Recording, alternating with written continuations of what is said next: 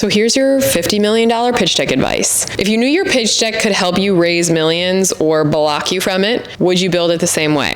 Because after reviewing thousands of decks and helping founders raise over $50 million in funding, I can tell you the best decks follow a very specific formula and they avoid very specific things. And most of the time, what founders think matters isn't what gets investors to lean in. So let's talk about the biggest pitch deck mistakes you should avoid to help you secure that next check. Tip number 1 is avoid long paragraphs of text.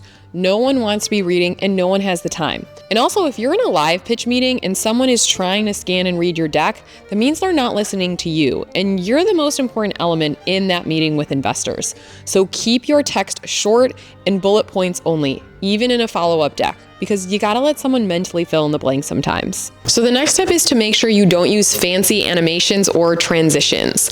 It might feel like it's gonna add some excitement, but I promise it only leaves room for error. I've seen more deck animations and transitions go wrong than have actually worked out, so you're not impressing anyone by using them or drawing extra interest, and especially if you send a follow-up deck, no one needs that fanciness. They want to get through it quickly, and the average deck gets scanned in less than 2 minutes anyways. So no extra click-throughs, no fancy things going across the screen, no videos, because you want to set yourself up for success. The next one is, and this is sometimes a little controversial, but you don't need a table of contents, aka you don't need slide numbers. And the reason for that is your pitch deck should be a max of 10 to 15 slides. No one needs a 30-page narrative.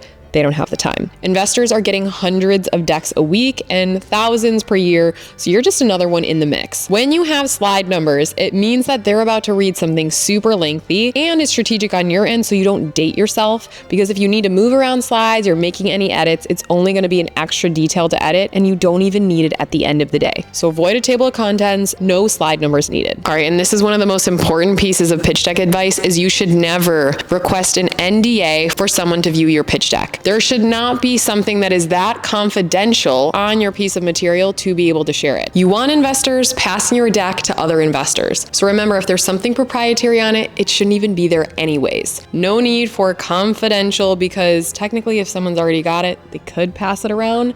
So if you got sensitive information, leave it out. I promise these are mistakes I see every single day and they seem simple, but don't fight me on it, because there is a psychological aspect to doing this in supporting your fundraise. If you want more insights on top pitch deck mistakes to avoid, check out my other video below and post in the comments if you want me to tackle a specific aspect about your deck or pitch as you go through your next fundraise.